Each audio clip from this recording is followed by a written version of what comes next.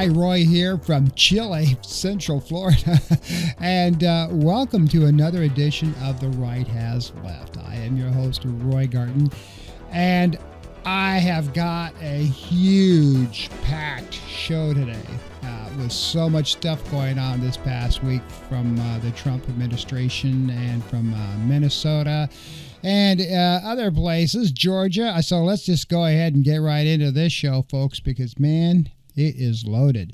And we are going to start right off with the Epstein files.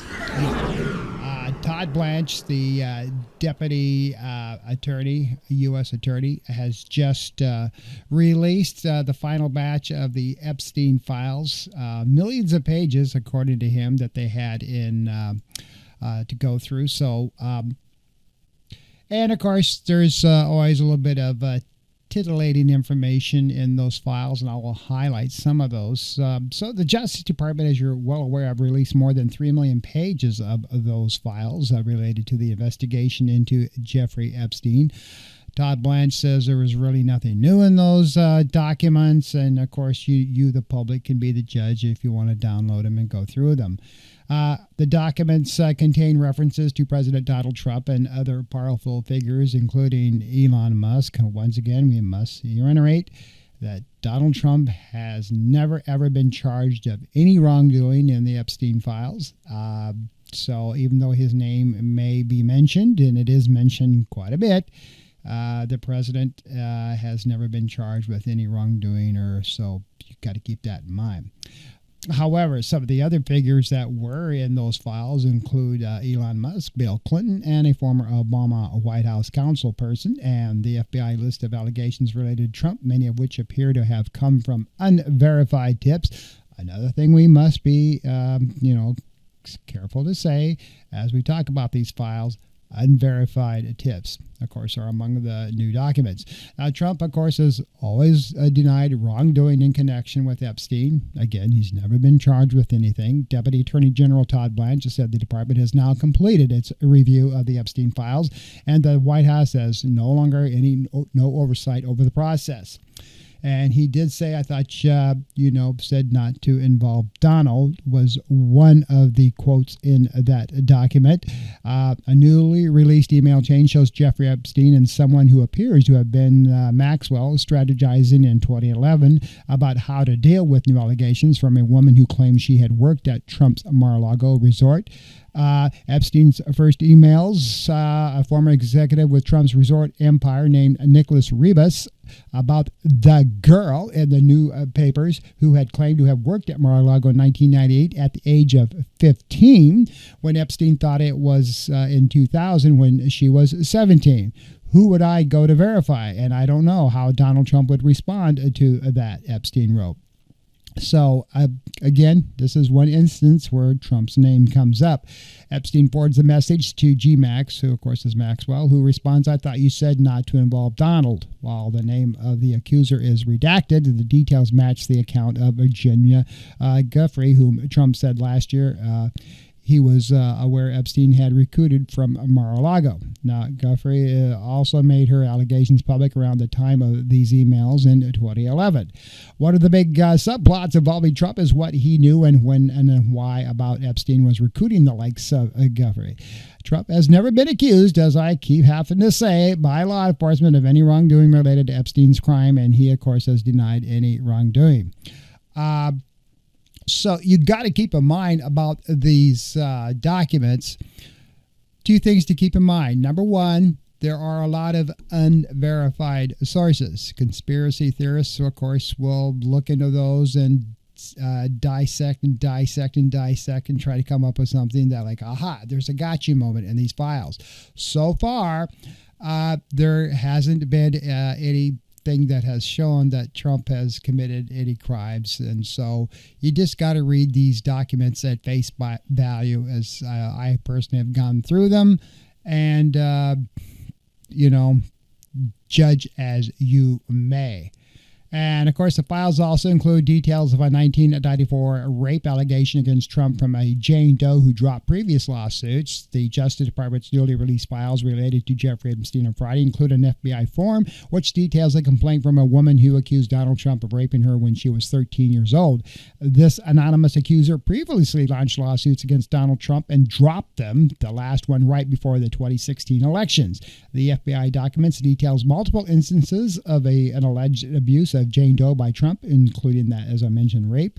It also said that Epstein was allegedly angry that Trump was wanting to take Doe's virginity and also raped Doe.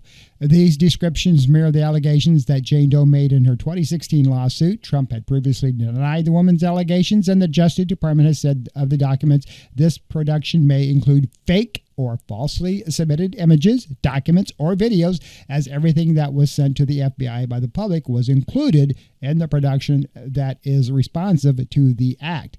Now, Jane Doe was expected to appear at a news conference in Los Angeles in November of 2016, but the event was quickly and abruptly canceled. Her lawyer at the time, Lisa Bloom, said her client was too afraid to show up. So again, these are unverified sources. We all remember when that, at least I do, when that news conference was supposed to happen in that year. And of course, she said she was too afraid to show up. If that is the case, or she knew she was lying out of her teeth and just kind of panicked and said, no, I can't do this. So we don't know. Now, the other thing that was in some of these documents, now this is kind of interesting, and this so far has been proven to be true, and that is Elon Musk, and we all know how strange this guy is, exchanged multiple emails with Jeffrey Epstein to coordinate trips to one of the Epstein's Caribbean islands. According to documents released by the Justice Department, Musk had previously claimed that he rebuffed attempts from Epstein to get him to visit one of those two islands Epstein owned. But communications between the pair released Friday revealed that Musk tried in 2012 and 2013 to coordinate trips. At one point, asking Epstein which day or night on the island would be the wildest party. Yeah, let's go ahead and have a wild party. It is not clear from the emails whether Musk ultimately visited. Now, on November 24th, 2012, Epstein emailed Musk, how many people will you be having for the helicopter or heli to the island? Musk responded the next day that it would probably be just him and his then wife. What day or night would be the wildest party on our island? Musk added.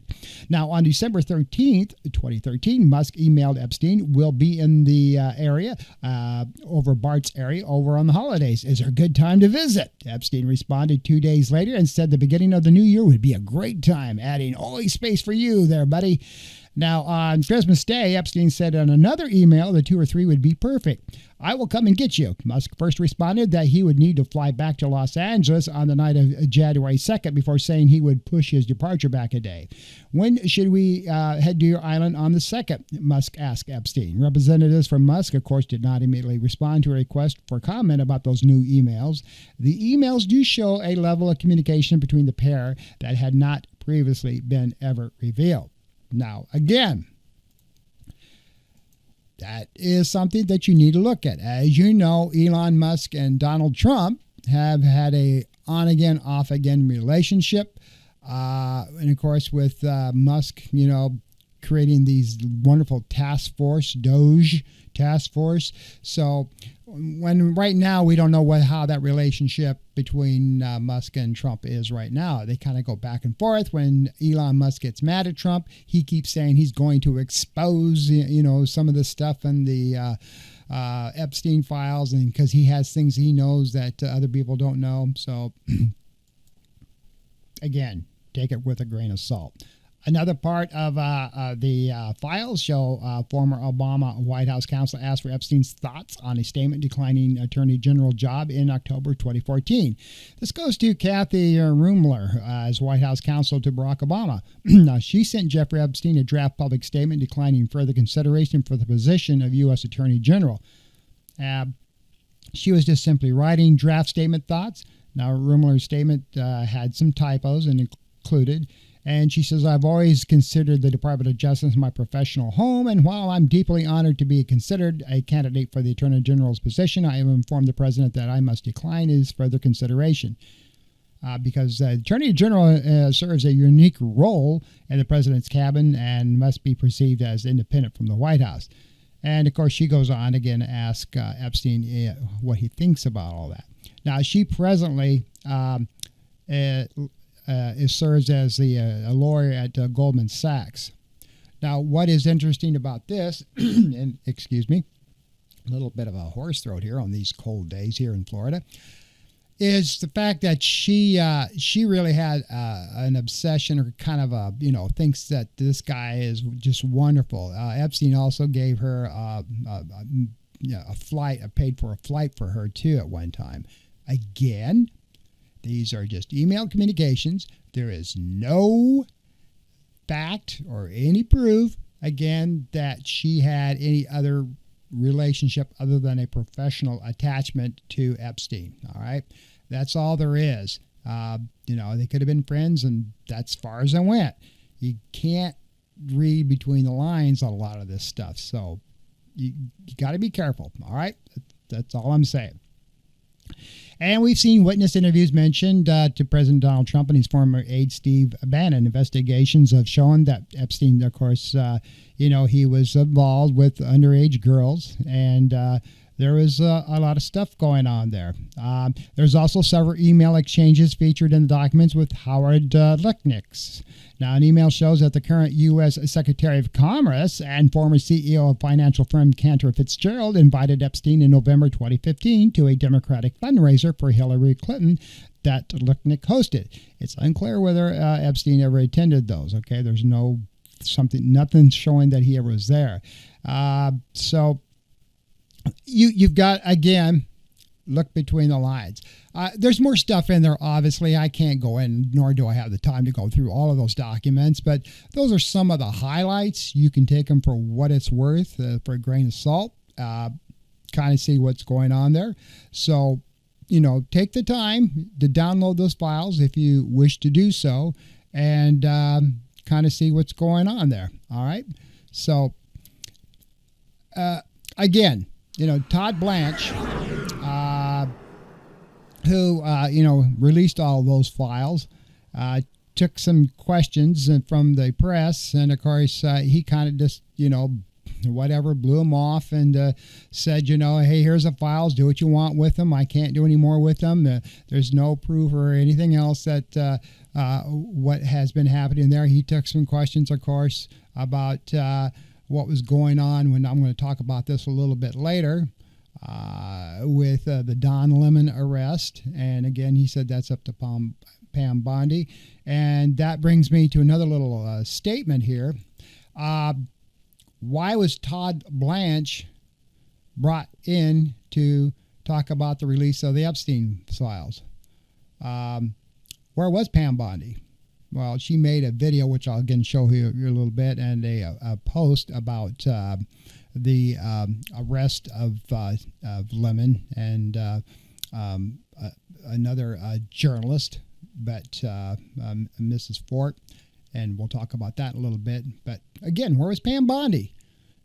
Trump kind of went, no, let Todd handle this press conference. So kind of interesting there about what was going on with her. Some other brief headline news here that you saw on the crawl about the government spending package to keep the United States open. We're kind of working on that. Now, the Senate, of course, had passed their version late last night of the spending package. It finally got approved. But now it's got to go to the House. And, of course, the House cannot look at it till Monday because that's when they convene. So over the weekend, there probably might be a small government shutdown of services that are considered non-essential until the House gets a chance to look at the package. Now, whether or not the House is going to, try to come up with an alternative for their package. But the main sticking point, of course, about all of this was the funding for Homeland Security, which we'll get into here in a little bit because of all of the sad things that have been going on. So we will have to, see what the House is going to do, whether or not they'll, go ahead and along with the Senate package and go quickly approve it and get the funding approved, or whether they're going to argue and bitch and complain and try to come up with another alternative. And that, of course, will just stalemate and stall everything, and then we're going to get closer to a government shutdown. Some other breaking news that have been going on, of course, is the senator from Minnesota, Amy Klobuchar. Okay, now Amy has thrown her hat in the ring to run for governor as a Democrat for the state of Minnesota. She has officially launched her campaign for governor, and is widely expected move that comes after the Democratic, of course, Governor Tim Walz has said he's not going to run again because of some of the stuff that was going on in the state of Minnesota with some fraud, and there were complaints that he didn't do enough to have oversight on that, so he's not going to run for a third term. And so you've got Amy throwing her hat in the ring. Now, what is interesting about that is, of course, if she runs and wins, there's going to be an open Senate seat. Somebody's got to fill that. And there'll be several people, I'm sure, they're going to throw their hat in the ring to take over Amy's seat as state senator. Amy is extremely popular in the state of Minnesota, and with her running for governor, she probably stands a really good chance of winning that seat. But of course, that's going to create another open seat for the anybody to take, Republican or Democrat. And of course, the Democrats already are, about 3 seats behind in the Senate to have control of the Senate. So, you're going to have to find somebody that's willing to step up to the plate and fill Amy's Senate seat, if in fact she does win. And, the odds are pretty much in her favor. I mean, anything can happen, but you got to, see what's going to, take a look about what's going to go on there. Now, some other things that have been breaking in the news, of course, is with the Fulton County elections, and from clear back when Trump ran for his first term. Now, the FBI, of course, sent Kash Patel down there, and also Tulsi Gabbard. Why she was there, we have no idea, but why she was present. But, of course, the FBI, of course, was seeking records related to the 2020 election, and they did went through everything. The FBI's search of a Fulton County election office kind of sent shockwaves through election offices nationwide, because if this is going to happen in Fulton County, of course, Trump is still on his revenge tour. What about other election offices? It's no secret Donald Trump wants, as he's trying to control everything else, including state media control and, immigration, he wants control of the elections too, so he can always keep whoever he wants in as Republican candidates. And he goes on the face value that we want fair and, elections. And how many times did the Georgia elections ballots get counted and recounted and recertified?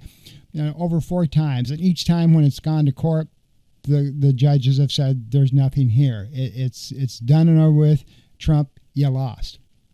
But he wouldn't accept that. So now he's on a revenge tour, and he's going to, if he winds up doing anything with the election ballots in Georgia and the machines there, who's to say he won't go across statewide? And every time the Democrats have a lead or are winning somewhere, he's going to bitch and complain and say there has to be fraud because the Republicans, they got to win. We win every time. There's something wrong here. If the Republicans aren't winning, there's fraud. So anyway, so you can see why it sent shockwaves. All right. Because they have spent years, responding to lawsuits, audits, investigations driven by President Donald Trump there in Georgia, and of course the false claims that the 2020 elections was stolen. But what is ironic about all this is there was a national conference going on in Georgia for election officials, right as the time of the FBI's raided the offices. And another ironic thing is some of the speakers that were scheduled to talk at this conference include, yes, Tulsi Gabbard and Pam Bondi. Anyway, so, this kind of let them lose a little bit of confidence, and they're like, what the hell is going on here? And because all election officials follow state and federal state laws, and the federal government should never, ever, ever get involved in state elections. That's why we have the United States and why we, the citizens of the United States, elect our officials, whether they be Republican or a Democrat. The government, federal government is supposed to stay out of state elections, but not Donald Trump. Okay, because we win. We have to win every time, and we will win every time. That's his attitude.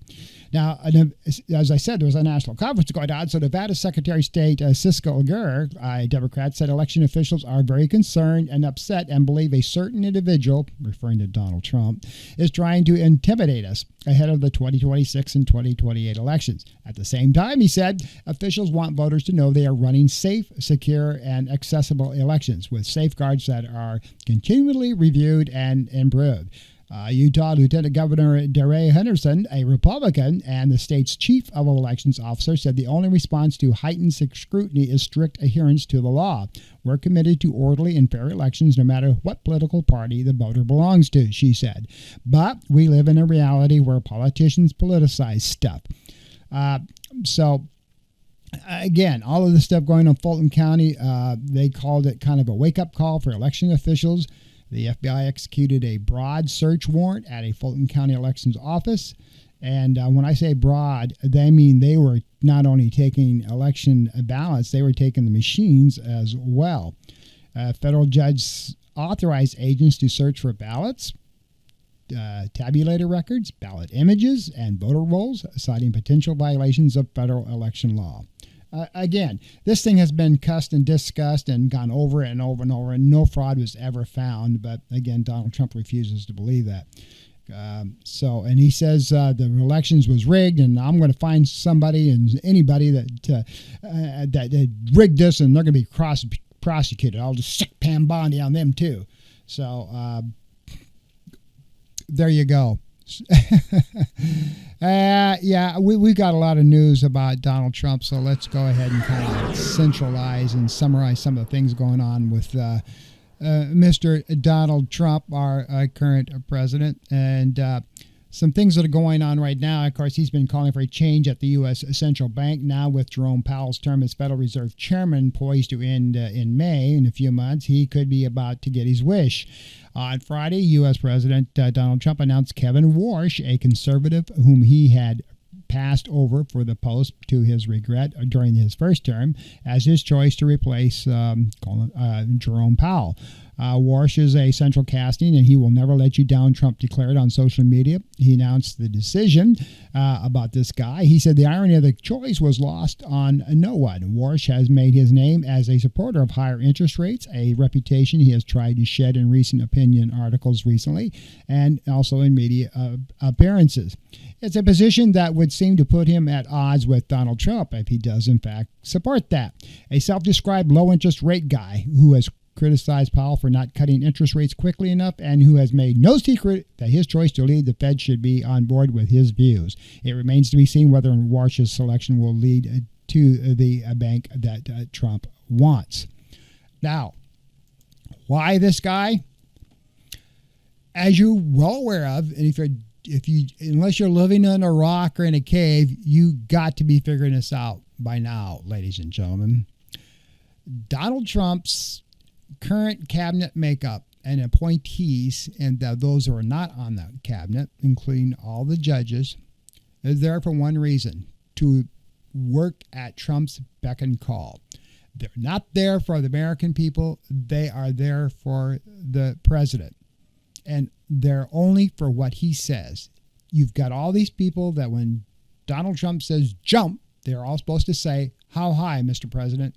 That's it. Even with some of the Republicans that are made up in the Senate and in the Congress.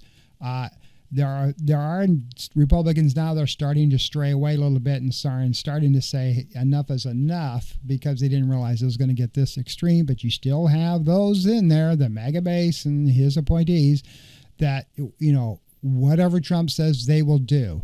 And that even goes to stuff that may even be shady or somewhat illegal.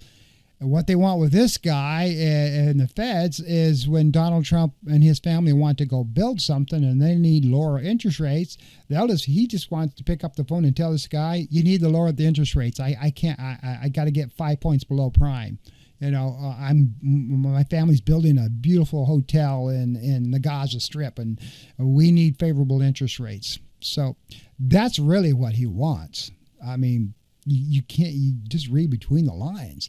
And the economy just doesn't work that way, ladies and gentlemen. I mean, you just can't say I want lower interest rates and lower them just because you want something, and because you got to have checks and balances. The prime and the interest rate is there for a reason, to avoid inflation, to avoid a collapse in the economy. But Trump doesn't see it that way. It's what he wants, So,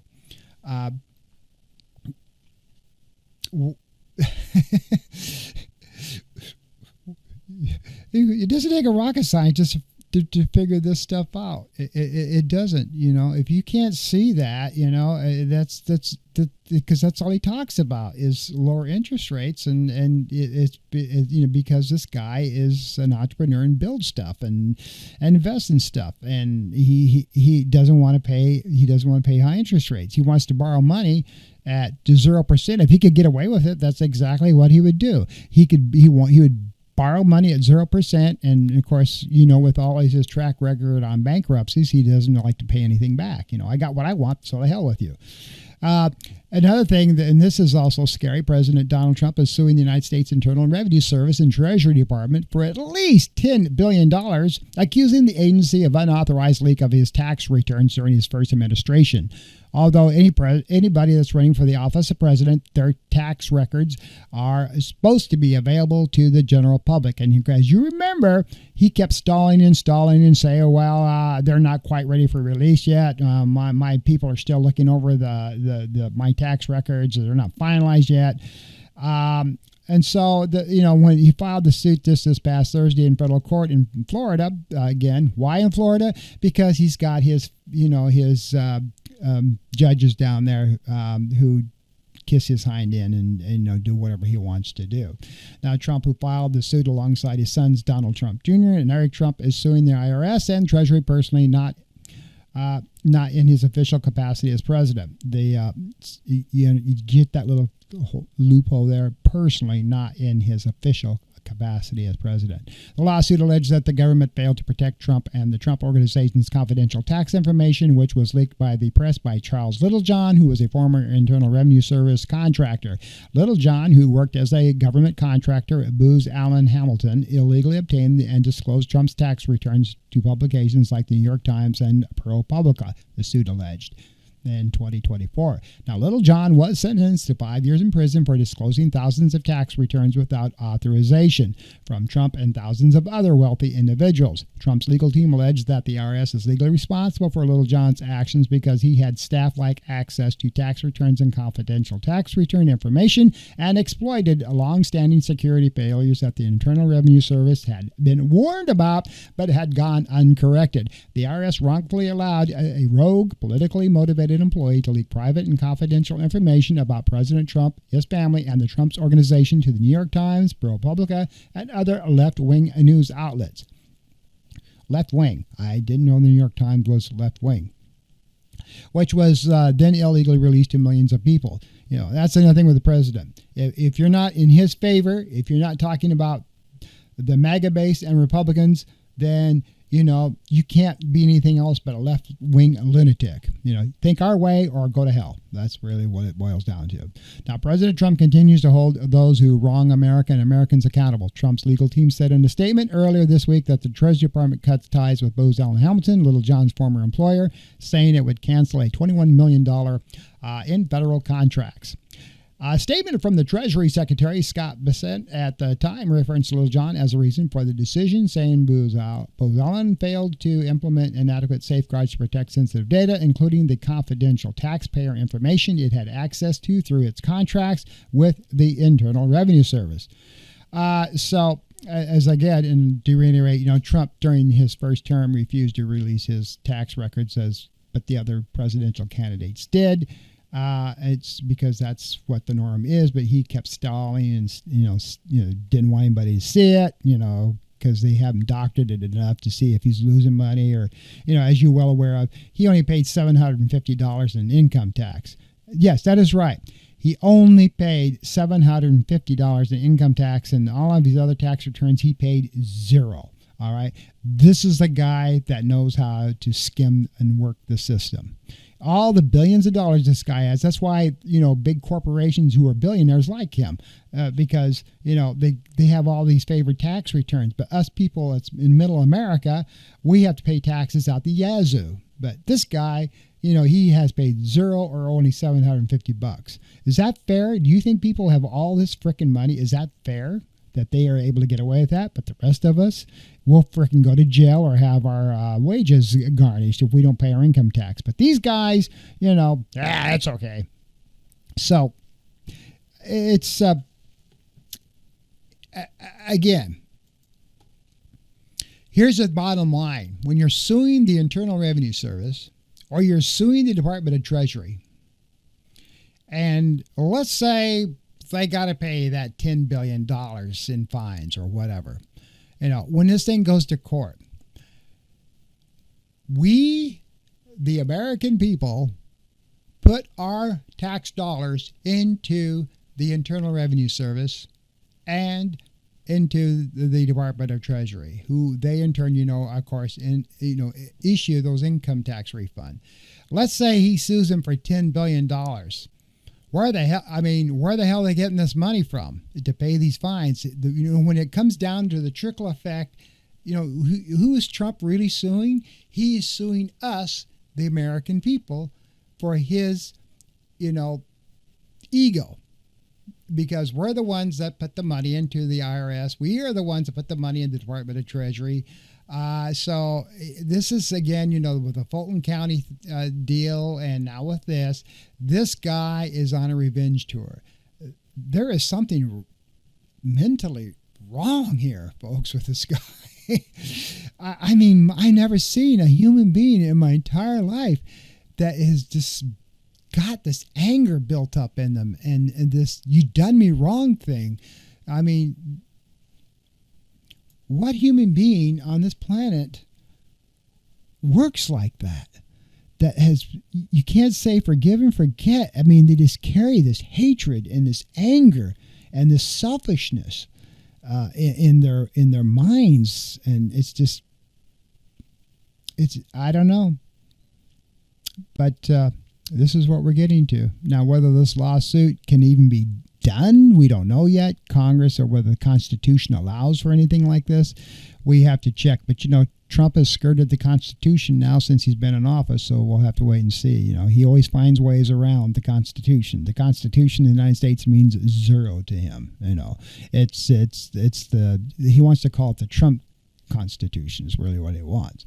Now, Trump had a cabinet meeting, as you're well aware of, for about an hour and 20 minutes this past week without inviting officials who have faced backlash or scrutiny in recent days to give remarks, including visibly absent from that cabinet meeting was Homeland Security Secretary Kristi Noem and U.S. Attorney General Pam Bondi, Transportation Secretary Sean Duffy, and Labor Secretary Laura Chavez DeMarimer. He also didn't call on Secretary of State Marco Rubio. The president didn't take questions from the press neither. Okay, so why do you suppose that is? Because some of those people are kind of in hot water and have been saying things that Trump didn't approve for them to say. Again, his cabinet people are robots. They only are supposed to say and do things that he orders them to do. You do anything else, you're on my crap list. So that's probably why they weren't there. You have seen this too, even on the red carpet. His wife had this premiere of her documentary. Do you remember that? You've probably seen that. And of course, the Hollywood media was there to talk to her about her new movie. Guess who did all the talking, though? Donald Trump. She'd go, and he would just cut her right off and say, well, yeah, it's a great movie. Billions of dollars spent on it. The best movies ever made. Yeah, Amazon did great. And Amazon paid millions and millions and millions of dollars to get the rights for his wife's documentary, which, as you're well aware of, isn't doing that great at the theaters. But again, I would be embarrassed. She again is just kind of like she was just there, and she wasn't allowed to say two words, and he had to, again, what kind of guy is this? I just it's unfreaking believable that you see this kind of stuff, and I don't know. It's very, very sad that you have to. I don't know. Anyway, moving on.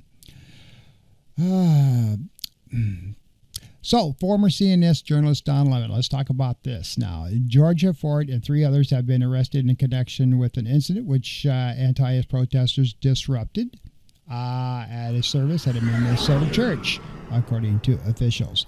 Now, Lemon and Fort were released later in the day on their own recognizance without bail. The charges state that, along with other journalists, he conspired to create an illegal protest to harass a house of worship. And, of course, the incident unfolded on January 18th when protesters entered the city's church in St. Paul, Minnesota. The protesters said one of the pastors is the acting field director of the St. Paul ICE field office, and protesters were heard chanting justice for Renee Good inside the church. And Attorney General Pam Bondi said on social media that Lemon, Minnesota-based journalist Georgia Fort, and 2 others were arrested early Friday. And she said, at my direction, keywords there, at my direction. So Sarah, hey, Pam Bondi was allowed to at least say something. She said, at my direction, at least 3 other additional people were previously arrested in connection with the protest. So, as you kind of see this clip going in here, and by the way, here's a brief clip of what Pam Bondi said. If I haven't been clear already, if you violate that sacred right, we are coming after you. We do not tolerate attacks on places of worship. Now, as you could see from the, it was because the document finally got sealed on the arrest warrant, she's basically saying that Lemon and Georgia Fort, among 2 others, actually coordinated this protest and, told them to go into the church and disrupt the worship, okay, which is, Lemon has said that's not true. Now, he was there at the protest as an independent journalist, okay? Lemon posted the video on his Instagram on 18th showing protesters yelling, as well as his interviews with churchgoers and protesters. As this is running in the background, Lemon said in the video, we are not part of the activists, but we're here just reporting on them. Okay, that's there, very clear. And Lemon's attorney, Abby Lull, said on Friday that Lemon was taken into custody by federal agents while he was covering the Grammy Awards. Lowell called Lemon's arrest an unprecedented attack on the First Amendment and said the journalist will fight these charges in court. Minnesota Chief U.S. District Judge Patrick Schlitz also wrote to the 8th Circuit Court of Appeals last week that Lemon and his producer were not protesters at all, and he refused to even hear the argument, and that there was no evidence that those engaged in any criminal behavior or conspiracy to do so. So, did you catch that? He said that there was really nothing there for them. Now, as we all are aware of late yesterday, even though Fort and Lemon were arrested, they have been released on their own reconnaissance, and we don't even know if this thing will go to trial. Pam Bondi got to rush a grand jury and to put this stuff all together because the other judges wouldn't hear it or do anything to get them arrested because they are journalists. Well, she got together a grand jury. And, of course, as you know, with a grand jury, the defense is never there. It's the prosecutors who put together the grand jury and present their evidence. And all the grand jury's got to go on is whatever the prosecutors throw in front of them, whether it's factual, made up, or whatever. So they must have had something that the way they said, oh, yeah, there must have been a criminal act here. So, wow, we've got our orders to get these 2 arrested. Donald Trump doesn't like Lemon, all right?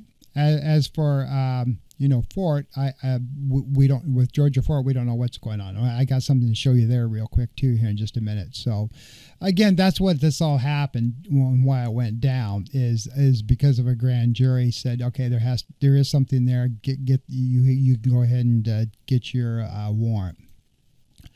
So now moving on to Georgia Fort. She's an Emmy Award-winning news producer, Minnesota-based journalist, and she's very widely respected as a black journalist. Okay, she was also arrested, as I just mentioned, in Minnesota, reporting for the same protest.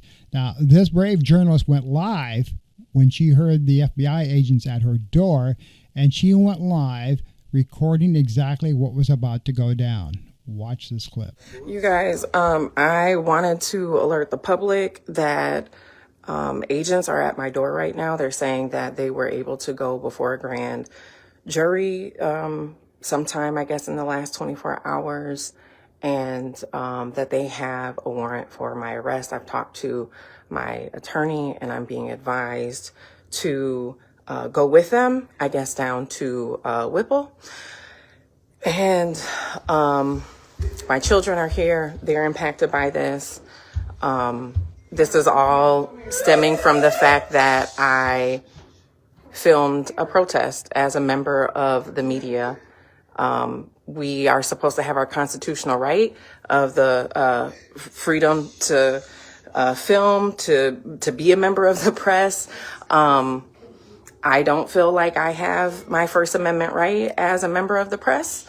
Because now federal agents are at my door arresting me for filming the church protest a few weeks ago. Again, I don't have a long time here, you guys, but I wanted you to know, for me, agents are at my door right now. My attorney has spoken with them. I did send a relative outside to talk to them. They're showing some type of documentation, apparently, that they got an indictment from a grand jury. I knew that I was on a defendant's list. I did not publish it because it was under seal. And so we've done everything that we can to try and abide by, the advice of our attorneys. But right now, you guys, I wanted you to know I'm going to have to hop off here and surrender to agents as a member of the press. I filmed the church protest a few weeks ago, and now I'm being arrested for that. It's hard to understand how we have a constitution, constitutional rights, when you can just be arrested for being a member of the press. We've seen all these violations. All right, you guys, I gotta go. They're knocking. Yep, she's coming right now. Give me 1 second. Now, the arrest of journalists for going into a church in the course of reporting is shocking enough, but what's even more alarming, and that is no secret, that Don Lemon, of course, is a Trump critic. And again, I'm not condoning protesters going into a church, all right? But when you go into a house of worship, which is private property, whether the protesters are right or wrong, that's to be seen. I'm sure we wouldn't like, if you're sitting in church, have protesters come in. I'm not condoning that. But what is the fact here is Lemon and Fort are journalists. And I was a journalist. I'm still a contract journalist for some things. Okay, I'll be transparent about that. And I was a news journalist for many years in my career in broadcast journalism for television. We are protected by the First Amendment to cover events and bring you, the people, the news. Just like with this podcast, I'm doing this as a journalist. I am protected by the First Amendment to give my opinion and my commentary as I see fit. Whether you don't like it or do like it, that's up to you. But as a journalist, we have the constitutional right to cover the news, and we have the constitutional right as a commentator to present our views, okay? That's what news is, and being in journalism is giving you, the folks, how we interpret the news and whatever. And Lemon and Fort were doing just that. They didn't tell the protesters and gather all these people together and pay them and say, hey, let's go into this church for news coverage, and we'll cover you, okay? They saw what was going on, and they decided to tag along, and that's what journalists do, all right? So there you go. Now, President Trump said Tuesday that Alex Preddy, let's get back into that now, too. This is another freaking thing that's just, I don't know. It's going way off the wall here. God bless this man. So anyway, President Trump said Tuesday that Alex Preddy, who was fatally shot by a Border Patrol agent on Saturday, should have not carried a firearm on him. You can't have guns. You can't walk into a protest with guns. The president went on to call the incident very unfortunate. Now, Preddy, who was a 37-year-old U.S. citizen, was shot and killed Saturday in Minneapolis. And a video of the incident shows Preddy recording Border Patrol agents as they conducted an operation. Now, there's a more detailed analysis showing what happened after an agent pushed a woman on the ground. And, of course, Preddy attempted to assist her and was then surrounded by agents and shoved down himself. I want you to watch this video very closely and listen to the commentary. This is probably one of the best videos that have come out about the incidents with Preddy. All right? So go ahead and watch this, and I'll be right back. Federal immigration officers fatally shot a man Saturday in Minneapolis. He was an ICU nurse who worked at a local Veteran Affairs hospital, another controversial killing by U.S. immigration agents, and the second U.S. citizen killed this month. CNN analyzed cell phone footage from multiple angles. Taken together, they appear at odds with the Department of Homeland Security's initial claims about the lead-up to officers firing on Alex Preddy. Around 9 a.m. Central, video captures two people approaching a federal immigration officer in front of an unidentified vehicle. The sound of whistles is blaring in the background. Alex Preddy enters the frame here. He's filming an officer interacting with protesters and waving a car through. 15 seconds later, Preddy yells, "Hey, do not push them into the traffic!" In their statement, DHS said that an individual approached officers with, quote, a 9mm semi-automatic handgun. This video seems to show officers approaching Preddy instead of the other way around. We'll see later that Preddy does appear to have had a gun in his waistband, but this video shows he didn't have a gun in his hand, only a phone. Video from this white car shows an up-close angle of a federal immigration officer pushing one protester. Then, 3 seconds later, he pushes Preddy, and then as the camera comes into focus, you see the same federal officer push a third protester with the orange backpack. Preddy raises his hand and turns away, just as the officer sprays him with a chemical irritant. You see Preddy and the other protester trying to help the person with the orange backpack. You can see here an officer pulling Preddy off of this person. 3 more officers join, and then 2 more. Preddy is on the ground under them. One officer in a tan beanie can be seen repeatedly striking Preddy's head with a metal can. You can see an officer in a gray jacket walk into the frame. There isn't a gun in his hand. Seconds later, officers shout. The officer removes a gun from Preddy's belt. The officer steps away from the scene carrying a firearm, seen here in his right hand. Then, gunfire.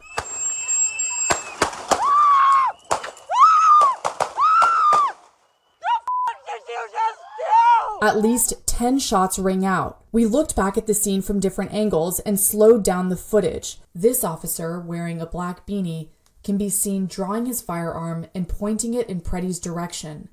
We can't see his gun when the first shot is fired, but we can see that this officer fired the second shot. In this angle, you see a second officer also had his gun drawn, and here, he's pointing his weapon at Preddy as we hear gunshots, though it isn't clear if he's the one firing. What the f***? Did they f***ing kill that guy? Preddy collapses onto the ground as the officers scatter backwards from around him.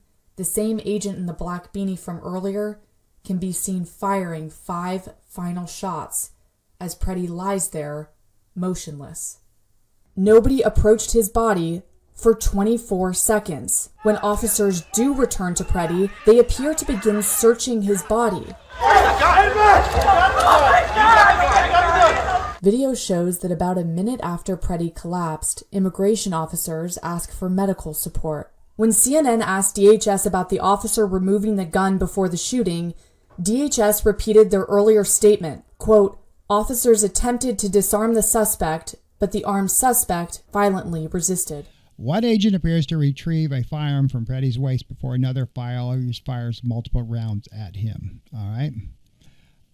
So you saw that video. You be the judge, all right? Now, Minneapolis Police Chief Brian O'Hara told reporters that Peretti was a legal gun owner with a permit to carry. State law also in the state of Minnesota allows individuals to carry firearms during protests. Did you hear that? State law allows people to carry firearms into a protest.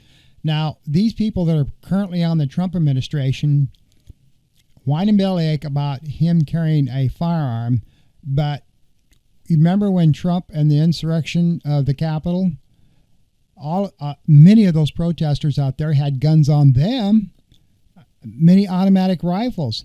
And of course, the people who scam these people that get into their close inner circle with Trump, they were turning them back. You remember Trump told them, he said, "Oh, they're great people. Let them come in. That's okay. So they got a gun. Oh, so what?"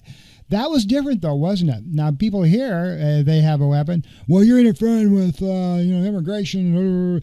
So anyway, there you go. So anyway, even DHS Secretary Kristi Noem and FBI Director Kash Patel have pushed back on Peretti's Second Amendment rights and claimed he intended to injure law enforcement. He did not intend to injure law enforcement.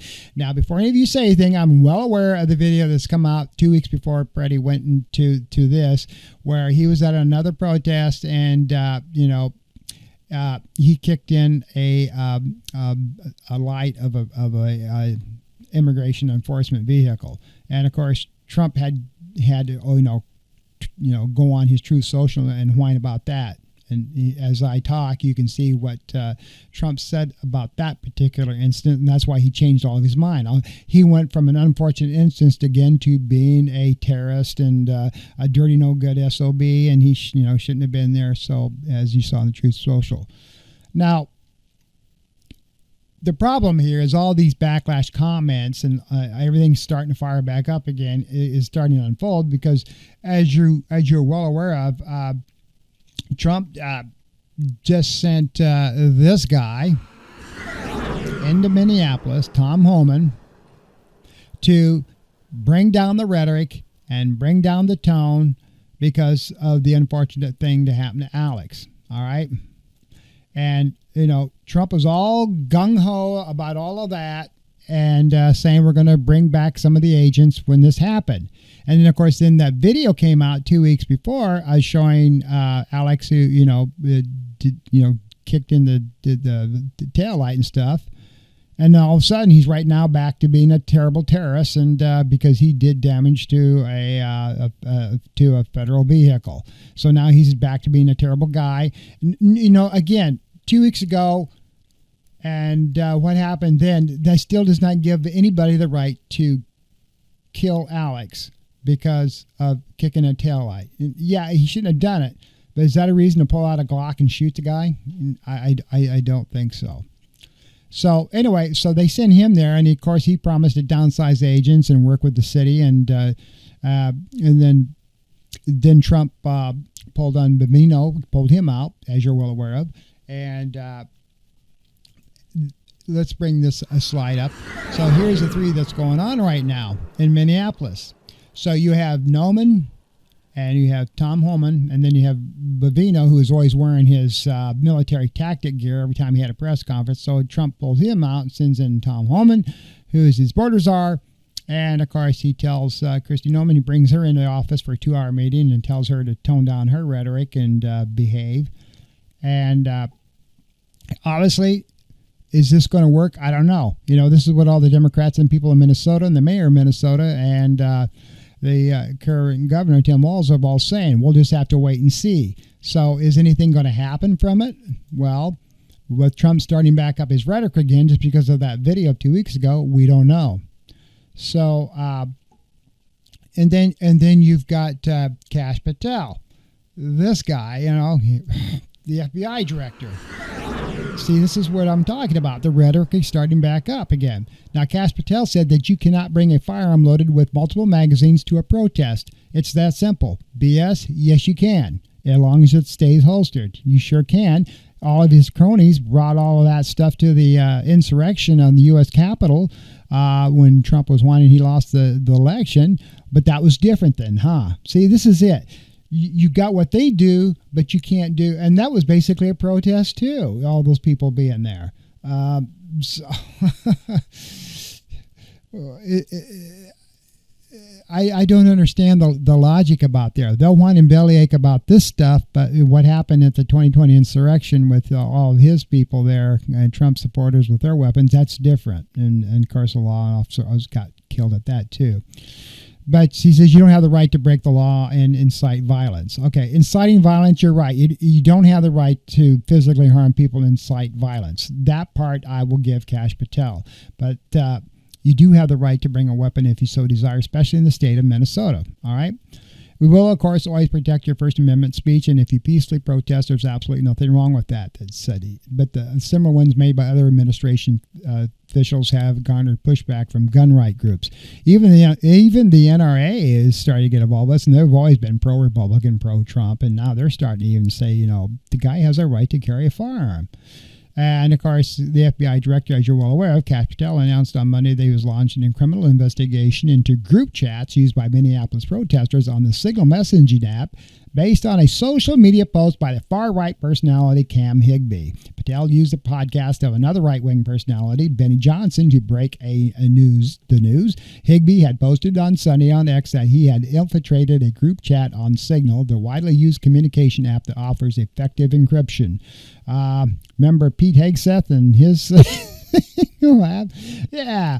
Anyway, so Higbee's post appeared to show communication between Minneapolis activists and vehicles trying to locate and share the descriptions and license plates of potential ICE vehicles. He argued that the chats have the sole intention of tracking down federal agents and impeding, assaulting, and obstructing them. And the FBI director said he'd go ahead and look into that. All right. Let's dissect that for just a little bit. They are basically coordinating where ICE agents are going to be. Nothing illegal about that. Now, impeding, the whistles and stuff like that. Again, peaceful protesting, as long as they're peaceful protesting, not physically interacting with the agents. Again, that's what protesters do. But, if they're going to impede, where they can't get in and do their job, then that's where you get problems starting. So there's a fine line about what he's saying here. If they're using Signal Chat to coordinate where the agents are going to be, that's one thing. But if there's proof on there that we're going to have to get together and do physical assault on these guys and all that, well, then the FBI director's got a case there. But if they're just using it to communicate, there's nothing wrong with that, all right? So... you got to see what's going on there. And as you're well aware of, Kash Patel, as you know, got involved with going down to the operations center in Atlanta, Georgia, and working on seizing all that information there too. So, Kash Patel, again, has got his marching orders, as does Pam Bondi, as does everybody else about, Donald Trump. He's basically pulling their strings and saying, this is what I want you to do next, as he sits there and gets upset about everything that's happened to him in the previous election. He just will not let go. And in other news, of course, Ilhan Omar, who is a Palestinian, and she's also the representative from the state of Minnesota, was attacked at a town hall event in Minneapolis on Tuesday evening. She was speaking about abolishing ICE when a man lunged towards her with a syringe and sprayed the congresswoman with an unknown substance before security tackled him to the ground. And here's a clip about that. Must resign or face impeachment.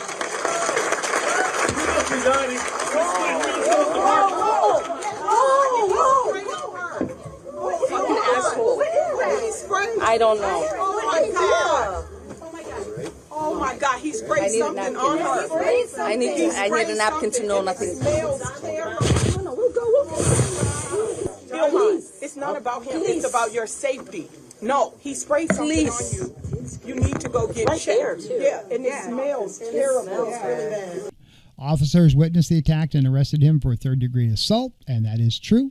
The guy was arrested and charged. Hey, something in favor, finally, of one of our congresswomen. And forensic scientists, of course, are evaluating the scene. Omar stated that at a young age that you don't give in to threats. Omar said, because what did she do? God bless her. She continued the town hall meeting, even with that stuff on her, and even though they told her that, perhaps you should leave and let's just shut this down, she said absolutely not. So she continued the meeting and went on. And we still don't know if that stuff was what was in it. We haven't had any more news information whether it was what that substance was. But you know what? Good for her. Good for her that she continued on and decided to, move on. So I like people like that are gutsy. They can go about and do what they need to do. So let's move on to our top story before we start winding things down, because this is also interesting stuff. I did a little bit of a deep dive into what's going on with all this oil in Venezuela. All right. You're going to find this next segment that I'm talking about pretty interesting. Now, as far as the CIA, we are fully aware that the CIA was involved in and has been from the get-go in Venezuela. We found out the CIA, when they had the attack on the docks there, that was all coordinated by the CIA. So what's really happening here is the United States Central Intelligence Agency has been working behind the scenes to establish a permanent U.S. presence on the ground in Venezuela. The agency is discussing the best course of action with the State Department, focusing on what the U.S. footprint inside Venezuela will look like, both in the short and long term. The sources say that Washington will heavily lean on the CIA to initiate that reentry process due to the ongoing political transition as the Department of State plants the flag, but it is actually the CIA is really the influence in the days following the capture of Venezuela's leader, Nicolas Maduro. And so everybody's kind of asking, so what is this long-term deal? Well, they're selling Venezuela's state-run oil reserves. It's going to be in a $2 billion deal. So that's a lot of money, folks. It's going to be netting millions of dollars of profits and promoting concerns from lawmakers and industry officials inside, basically the Democrats. They're starting to ask, isn't this really corruption? And, of course, as you're well aware, the Trump administration accused Maduro of heading a vast narco-trafficking network as it zeroed in on Venezuela this past fall with a massive deployment of military assets and deadly strikes on the boats off the country's coast. Now that the South American leader and his wife are jailed pending a federal trial happening, Trump has said that his administration will control Venezuela's oil reserve, which is the largest in the world. Trump has since unveiled a sweeping $2 billion deal to sell oil from Venezuela's reserves, which are controlled by a state-run company and have been off limits for years to all American companies but Chevron. So, hey, let's talk Chevron. And he's done that.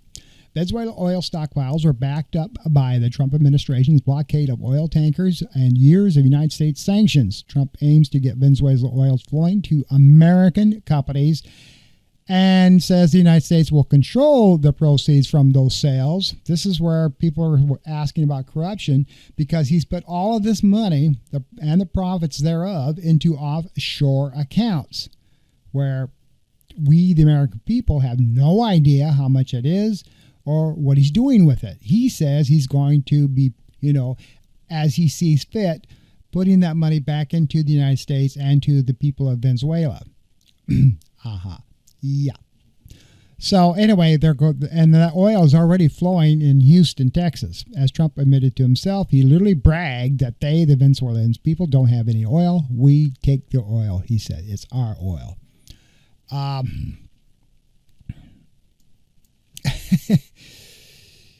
Offshore accounts, we don't know how much money's there. We don't know what he's doing with it. And nobody has seen a dime of that oil since the United States has taken over. Again, the Trump family is involved with all this. Is it corruption?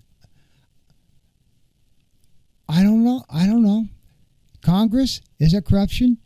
Are you going to find out if it is or isn't? I know you're powerless, especially the Democrats, because they control the Senate and they control the House. Maybe by midterms, if things change, we can open up some investigations. We don't. So, yeah, what's going to happen? And some more about what's going on with the Trump news. And this has to deal with social media as I start to wind down this podcast, is the mass censorship that has been seen recently with TikTok, or is it really mass censorship, or is there just something that's currently going on there that we just don't know about? All right. So anyway, TikTok has denied claims that its new U.S. operations are heavily controlling what users post after thousands reported glitches with the video streaming platform. In a response, TikTok United States division has said that an earlier statement pointed it was to technical issues. That's really what it was, being the reason that problem since it became a separate American entity last week. We've been making significant progress in recovering our U.S. infrastructure with our U.S. data center partner, the spokesperson said for TikTok. However, the U.S. user experience may still have some technical issues as we make the transformation, including when posting new content. They also pushed back on users' claims that they were not able to use the name Epstein on TikTok. But here's the deal that you've got to kind of understand about TikTok. Now that all the data has been moved, and I use TikTok myself, has been moved to the United States, people have been seeing humongous suppressions on certain videos that deal with certain topics that's not favorable to the Trump administration. Their views have dropped from like hundreds to maybe thousands to like 25, 24, some not at all, some aren't making it to for your page. So, and of course they're all saying, well, you know, we're getting there. You'll be able to do that. It's just taking some time for transition. I call BS on that. Now, in accordance with a 2024 law, the U.S.-based company now owns 80% of TikTok's U.S. arm and operate the popular video sharing network domestically. The Protecting Americans from Foreign Adversary-Controlled Applications Act, which passed in 2024, called for banning TikTok in the United States unless its Chinese owners gave up control of TikTok's U.S. asset to the U.S. owners. Okay, that transition has now happened. Now, according to several press reports, the investors interested in purchasing TikTok's U.S. operations includes Oracle, a tech company which is controlled by billionaire Trump supporter Larry Ellison. This guy. All right. The Murdoch-owned Fox Corporation private equity firm Silver Lake and MGX, a Trump-allied crypto investment firm based in the United Arab Emirates. Now, according to other reports, the board for the new TikTok U.S. consortium could include a member of the single biggest private investor in the Friends of the IDF, Israeli Defense Forces, and a major Republican donor. He has referred to the state of Israel as his own, this guy has. He and his son.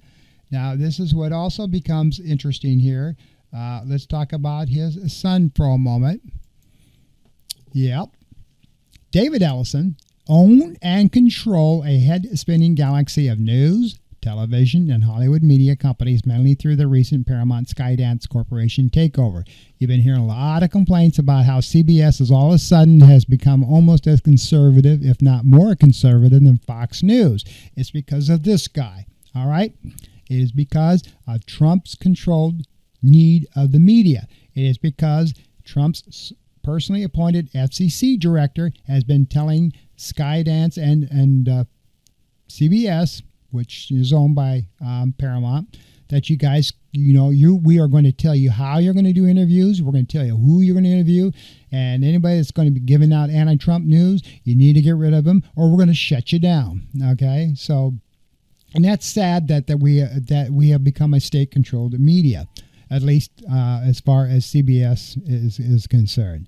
And ABC's not too far behind, folks. But anyway, so this guy here, David Ellison, he of course, he songs and dances to the tune of Donald Trump as well. So Ellison has just gave Free Press founder Barry West, also a pro-Zionist activist, control of a newly acquired CBS. Did you hear that?